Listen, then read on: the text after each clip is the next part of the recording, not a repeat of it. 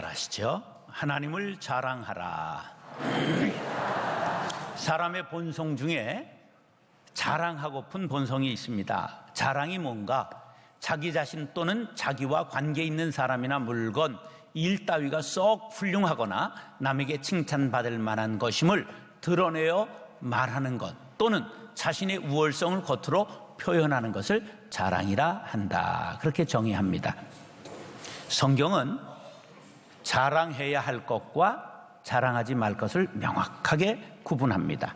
그럼 자랑하지 말아야 할 것이 무엇일까요?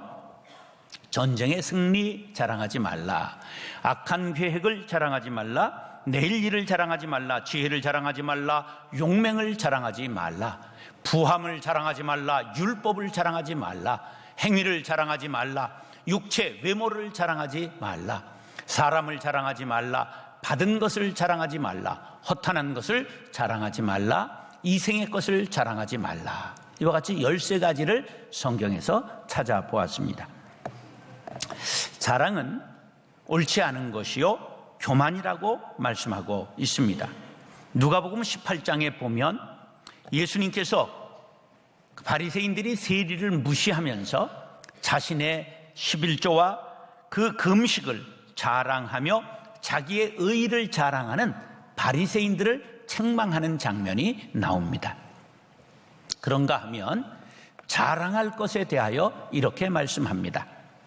하나님의 이름을 자랑하라, 주의 유산을 자랑하라, 하나님을 자랑하라, 하나님의 일에 대하여 자랑하라, 주 안에서 자랑하라, 십자가를 자랑하라, 그리스도 예수를 자랑하라. 자랑하지 말아야 할 것이 많아요, 자랑할 것이 많아요. 자랑하지 말아야 될 것이 갑절로 많죠.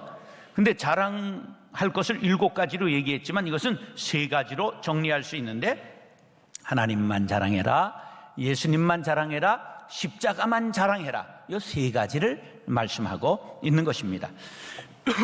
근데 사람 마음이 그렇지 않죠? 미는 뭐를 자랑해요? 미모를 자랑하지요. 그러면 용사는 뭐를 자랑하고 싶을까? 힘을 자랑하고 싶지요. 학자는 뭐를 자랑하고 싶을까? 학식을 자랑하고, 부자는 돈 자랑하고 싶지요. 이런 자랑 말고 자식 자랑하는 사람들 많이 있지요. 특별히 마누라 자랑하는 사람이 있어요. 이런 사람은 뭐라고 그러죠? 팔불출이라고 그래요. 그 팔불출의 뜻이 뭐냐 하면 몹시 어리석은 사람, 덜 떨어진 사람, 이 8가지 행동을 뜻하는데요. 이 유래는, 팔불출은 달을 다 채우지 못하고 나온 팔싹둥이에서 유래되었다는 것이 정설입니다. 자기 잘났다고 뽐내는 사람, 마누라 자랑하는 사람, 자식 자랑하는 사람, 조상 자랑하는 사람, 부모 자랑하는 사람, 형제 자랑하는 사람, 학교 선후배 자랑하는 사람, 고향 자랑하는 사람, 우리가 해당돼요? 안 돼요? 되지요? 안 되는 사람 손 들어봐서요. 그럼 지구를 떠나거라 이렇게 되는 거예요. 사람이 다 자기 자랑하는 거죠. 요즘 돈 내고도 자랑하는 게 뭐 있어요? 손주 자랑하잖아요. 핸드폰에 전부 손주 올려놓고 손주 자랑하지요. 성경은 하나님, 예수님, 십자가만 자랑하라고 우리에게 권고하고 있습니다.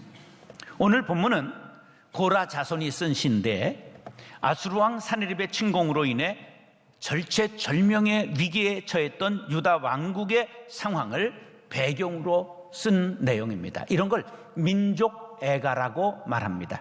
근데 민족애가는 비탄시와 구조가 비슷합니다. 비탄시는 3가지 구성으로 되어 있는데, 고난받는 현재 상황에 대한 탄식, 2번째는 과거에 베푸신 하나님의 구원의 은총에 근거한 구원을 호소하는 내용, 마지막으로는 나를 구원해 주십시오, 그런 호소로 끝을 맺는데, 민족 비탄시는 마지막 3번째만 달라요. 민족 이스라엘을 구원해 주십시오 하는 호소로 되어 있는 것이 바로 개인적인 비탄시와 민족 애가의 다른 점이다, 그런 얘기예요.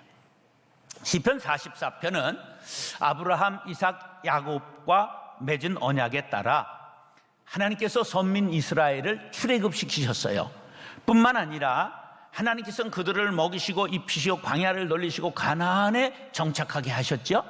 그래 하나님은 신실하시다 하는 언약의 근거를 가지고 신실하신 하나님, 우리가 주의 도를 버리지 않고 언약을 잘 지키게 싸우니 이스라엘을 구원해 주옵소서. 그러한 내용으로 되어 있습니다. 그러면서 8절에 나는 하루 종일 하나님을 자랑하겠습니다. 그렇게 말하고 있어요. 자랑할 나라가 있는 백성은 행복한 백성이지요. 자랑할 지도자가 있는 국민은 행복한 국민입니다. 자랑할 과거가 있는 백성 행복하지요. 자랑할 아버지가 있는 자녀들 행복한 자녀들이지요. 하나님은 우리가 일평생 자랑하고 날마다 자랑할 수 있는 좋으신 영의 아버지이심을 믿으시면 아멘 하시기 바랍니다. 사랑하는 형제자매 여러분, 무엇을 자랑할 것이 있습니까? 하나님을 자랑하며 살아가는 저와 여러분들이 될 수 있기를 예수님의 이름으로 축원합니다. 따라서 저상에게 베푸신 하나님의 은혜를 자랑하라.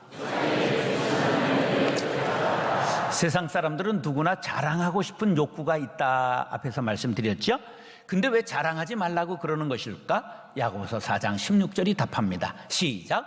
이제도 너희가 허탄한 자랑을 하니 그러한 자랑은 다 악한 것이라.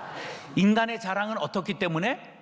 헛되기 때문에, 심지어 악하기 때문에 자랑하지 말라. 잠언 27장 7절은 이렇게 말해요. 시작. 너는 내일 일을 자랑하지 말라. 하루 동안에 무슨 일이 일어날는지 네가 알 수 없음이니라. 아멘. 한치 앞도 내다볼 수 없는 인간이 오늘 일을 자랑하지 말라는 거예요. 내일 부끄러움 당할 수 있다는 거죠. 사랑하는 형제 자매 여러분, 이스라엘은 조상에게 베풀어 주신 하나님의 은혜를 자랑하고 있습니다. 우리 모두 하나님께서 우리에게 베푸신 은혜를 자랑하는 성도들이 될 수 있기를 예수님의 이름으로 축원합니다. 따라서 하나님의 크신 능력을 자랑하라.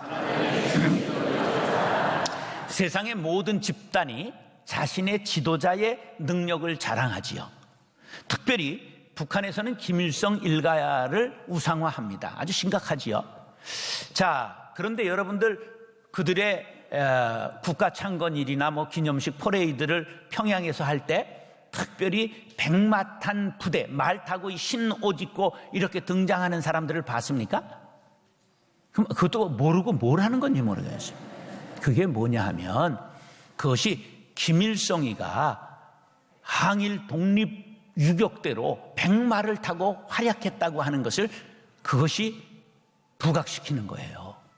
그래서 조사를 해봤어요. 정말 김일성이가 그런 일이 있나 없나를 봤더니 1924년에 23년쯤에 어떤 일이 있었느냐 하면 일본 육사 기병과 출신인, 일본 육사를 나온 기병대 출신인 김광서라고 하는 일본군 장교가 일본군을 탈출해서 시베리아에서 그 독립운동을 했어요. 근데 이 김광서 장군이 김경천이라고 하는 이름을 쓰기도 했고 김일성이라는 가명을 쓰기도 했어요. 그런데 이 김광서 장군이 백마를 타고 시베리아에서 활동하던 1923년은 김일세의 나이가 몇 살이었냐면 11살이었어요. 근데 그거를 자기의 이름에다 김광서 장군이 김일성이라는 이름을 썼기 때문에 그걸 덮어씌우게 한 거예요. 그 김일성이가 말 타고 막 그렇게 독립운동했다. 뻥인 거예요. 뻥인 거. 나이가 맞질 않는 거예요. 이단들도 교주의 능력을 자랑하잖아요. 영생교 조희성, 영생 얻었나 죽었나 모르겠네. 예, 많잖아요. 박태선, 또 지금 신천지 이만희, 그 다음에 하나님의 어머니가 또 있잖아. 하나님의 교회에. 예? 이런 사람들이 막 교주의 신통력을 자랑하잖아요. 교회도 조심해야 돼요. 목사를 너무 높이고 신격화하면 추락하는 것은 날개가 없어요. 예. 그랬더니 또 우리 교회는 너무 목사를 우습게 하는 경향이 있어가지고 그것도 좀 문제기는 한데 그래도 그게 낫습니다. 왜냐하면 제가 지옥에 안 가거든.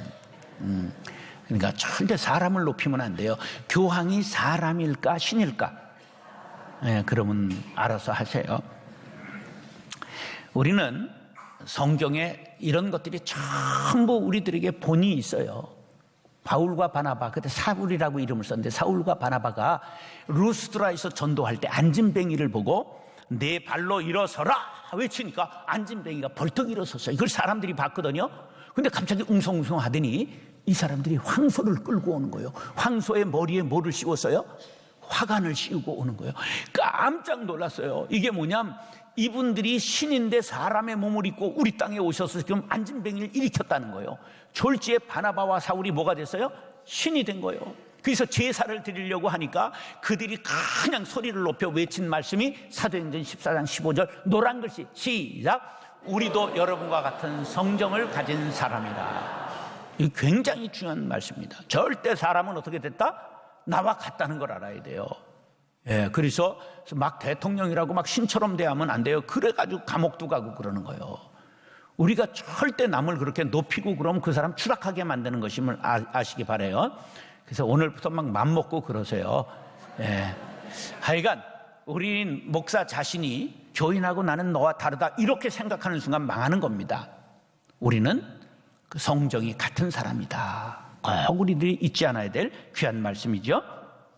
우리가 예수 믿고 믿음으로 외칠 때 능력이 나타납니다. 그때 조심해야 돼요. 능력의 근원이 내게 있지 않고 누구에게 있어요? 하나님께 있기 때문입니다. 역대하 20장 6절 노란 글씨 시작, 주의 손에 권세와 능력이 있사오니 능히 주와 맞설 사람이 없나이다. 할렐루야. 오늘 본문에서 시인도 하나님의 능력을 이렇게 자랑해요. 3절 시작, 그들이 자기 칼로 땅을 얻어 차지함이 아니요 그들의 팔이 그들을 구원함도 아니라 오직 주의 오른손과 주의 팔과 주의 얼굴의 빛으로 하셨으니 주께서 그들을 기뻐하신 까닭이니이다. 할렐루야. 하나님을 자랑할 수 있는 근거는 하나님이 능력이 무한하시기 때문입니다. 하나님은 천지만물을 창조하실 뿐만 아니라 이 삼라만상을 운행하십니다. 우리의 생사화복을 주관하십니다. 이것을 모르는 많은 사람들이 자신의 능력으로 인생을 살아간다고 생각합니다. 그 노력은 매우 버겁지요. 힘겹게 살아가요. 시인은 것을 알았어요. 우리가 가나안 땅을 차지한 것이 우리의 칼과 창으로 한 것이 아니고 하나님의 크신 팔과 능력으로 우리를 출애굽시켜 주시고 가나안을 점령하게 하셨다고, 주의 오른손과 팔과 주의 얼굴 빛으로 하셨다고 말씀하고 있는 것입니다. 십자가에서 예수님의 편을 하나님께서 들어주시고 사탄은 결박하시고 예수님을 부활시키셨습니다. 할렐루야. 이것을 믿는 성도들은 하나님의 능력을 자랑해야 됩니다. 역대상 29장 12절 노란 글씨 시작, 손에 권세와 능력이 있사오니 내 손에 하나님의 손에 능력이 있습니다. 그러므로 주의 능력을 구할 수 있게 되기를 간절히 바랍니다. 역대상 16장 11절 시작, 여호와와 그의 능력을 구할지어다 항상 그의 얼굴을 찾을지어다. 오늘 본문의 3절에 보니까 얼굴빛으로 하셨다. 근데 얼굴빛은 뭐냐면 은총을 베푸셨다 이런 뜻입니다. 하나님은 구하는 자에게 능력과 은총을 베푸시는 좋으신 아버지이심을 믿으시면 아멘 하시기 바랍니다. 능력이 많으신 하나님께서는 약한 자를 도와주시기를 기뻐하십니다. 여러분 부족하십니까? 약하십니까? 어려운 일이 있으십니까? 하나님의 능력을 구하시기 바랍니다. 사도 바울은 이 비결을 우리에게 이렇게 가르쳐주고 있습니다. 고린도후서 12장 9절 시작, 나에게 이르시기를 내 은혜가 내게 족하다. 이는 내 능력이 약한 데서 온전하여 짐이라 하신지라. 그러므로 도리어 크게 기뻐함으로 나의 여러 약한 것들에 대하여 자랑하리니 이는 그리스도의 능력이 내게 머물게 하려 함이라. 아멘. 어린아이가, 갓난아이가 그냥 3개월 품에 있더니 독립하겠다 벌떡 일어나가지고 소년장사 또리가 되어가지고 막 날아다니고 그러면 돼요, 안 돼요? 품 안에서 울기만 하면 모든 걸 엄마가 해결해 줍니다. 예. 그래서 능력은 어디서 오는 거냐? 겸손에서 오는 겁니다. 하나님, 나 약합니다. 나 부족합니다. 나 필요합니다. 약한 나로 하나님께서 강하게 하신다는 걸 믿으면 바로 하나님의 능력이 우리에게 임하는 줄 믿으시면 아멘 하시기 바랍니다. 한번 따라하세요. 겸손은 하나님의 능력을 전하는 전도체입니다. 근데 교만하면 부도체가 돼서 구리전선이 사라진다 그런 말이야. 우리가 겸손하면 하나님의 능력이 찌릿찌릿 내게 오는 것이죠. 그래서 약한 것을 자랑하시기 바랍니다. 하나님의 능력을 맛보게 될 것입니다. 그러면 하나님의 능력을 자랑하면 하나님께서 늘 우리들에게 놀라운 역사를 일으켜 주실 줄로 믿습니다.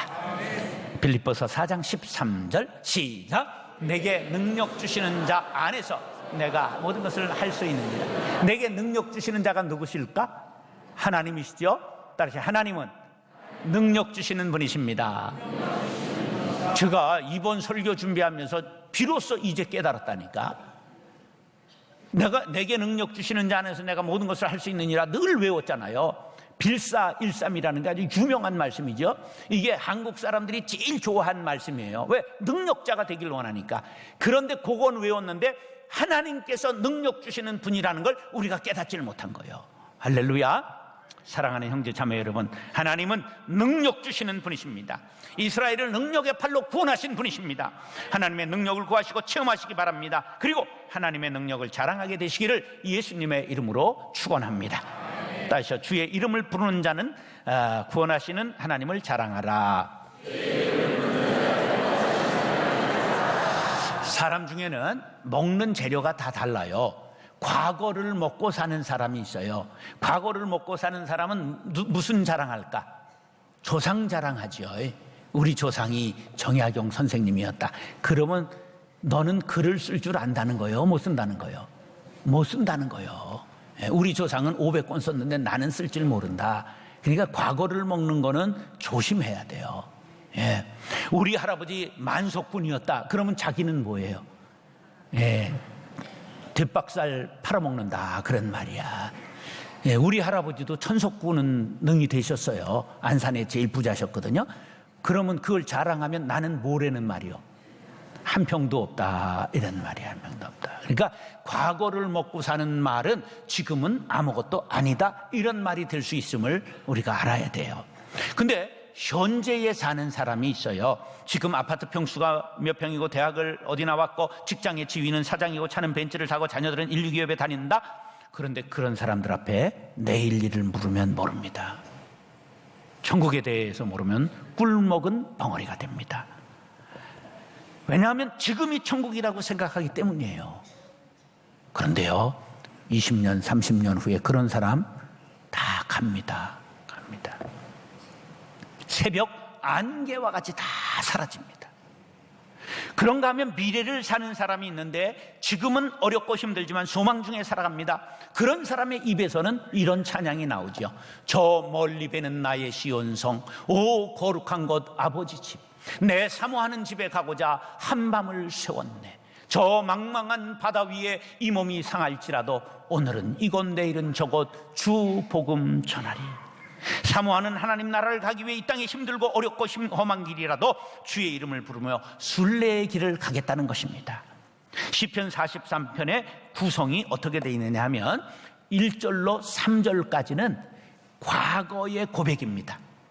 그 다음에 오늘 읽지 않은 9절에서 26절 끝까지는 현재 위기 상황을 나타내고 있습니다. 그런가 하면 지금 마지막 대지의 4절로 8절은 바로 미래의 상황을 이야기하고 있는 것입니다. 4절로 8절 시작. 하나님이여 주는 나의 왕이시니 야곱에게 구원을 베푸소서. 우리가 주를 의지하여 우리 대적을 누르고 우리를 치러 일어나는 자를 주의 이름으로 밟으리이다. 나는 내 활을 의지하지 아니할 것이라. 내 칼이 나를 구원하지 못하리이다. 오직 주께서 우리를 우리 원수들에게서 구원하시고 우리를 미워하는 자로 수치를 당하게 하셨나이다. 우리가 종일 하나님을 자랑하였나이다. 우리는 하나님의 이름에 영원히 감사하리이다. 아멘. 자, 지금 원수를 발로 밟겠다고 얘기하고 있어요. 그러면 지금 밟고 있어요? 적에게 침략을 당하고 있어요? 침략을 당하고 있어요. 근데 장래에는 반드시 우리가 밟게 될 것을 믿습니다. 이 신앙의 미래의 신앙의 고백이에요.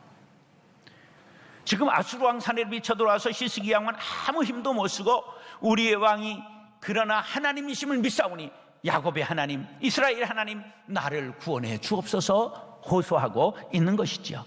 시인이 하나님을 왕으로 불러요. 왕은 백성을 건질 의무와 책임이 있잖아요. 우리가 하나님을 왕으로 모시면 우리의 삶의 지경이 어떠하든지 하나님께서 구원하시고 우리를 도와주실 줄로 믿으시기 바랍니다. 5절에 보면 적을 밟아달라 그래요. 근데 이게 원어에는 밟아달라는 말이 아니라 뿔로 그들을 공중에 받아 올리겠다, 이런 말이에요. 혹시 동물의 왕국에서 성난 물소가 사자를 받아가지고 사자가 공중에 뜨는 걸 본 사람 있으면 손 들어봐요. 안 든 사람은 뭘 하고 사시는 거예요? 그런 것도 안 보고.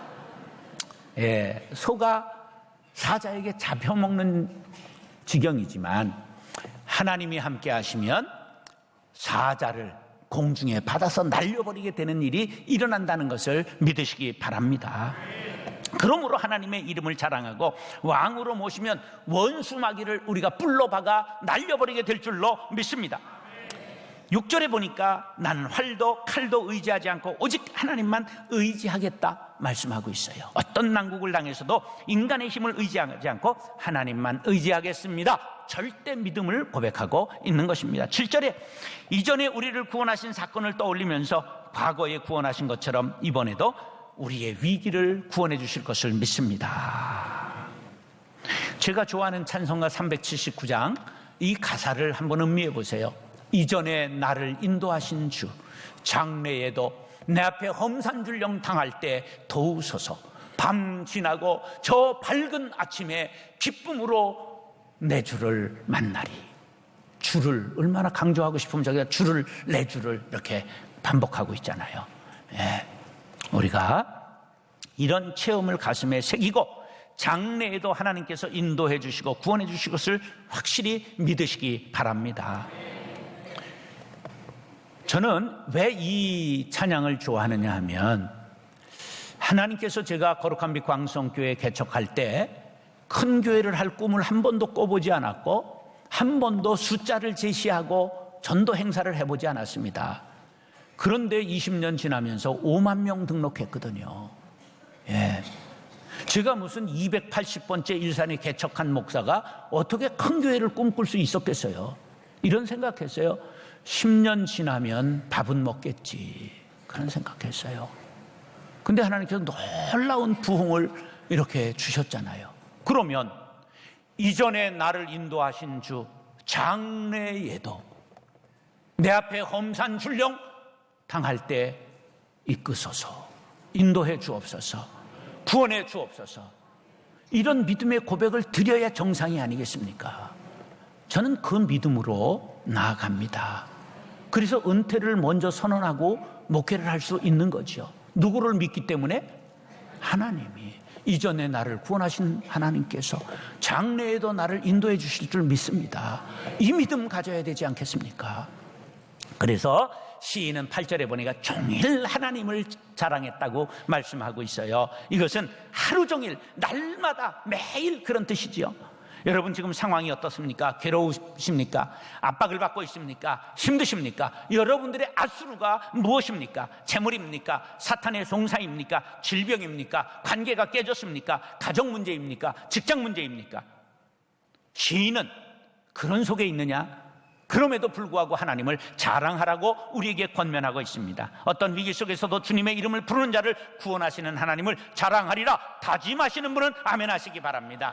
로마서 10장 13절 시작. 누구든지 주의 이름을 부르는 자는 구원을 받으리라. 이 누구든지가 복음이지요. 사랑하는 형제 자매 여러분, 하나님은 현재 상황과 상관없이 내 수준과 정도와 상관없이 주의 이름을 부르는 자를 구원해 주십니다. 그 인자하신 하나님을 자랑하는 성도님들 될 수 있기를 예수님의 이름으로 축원합니다.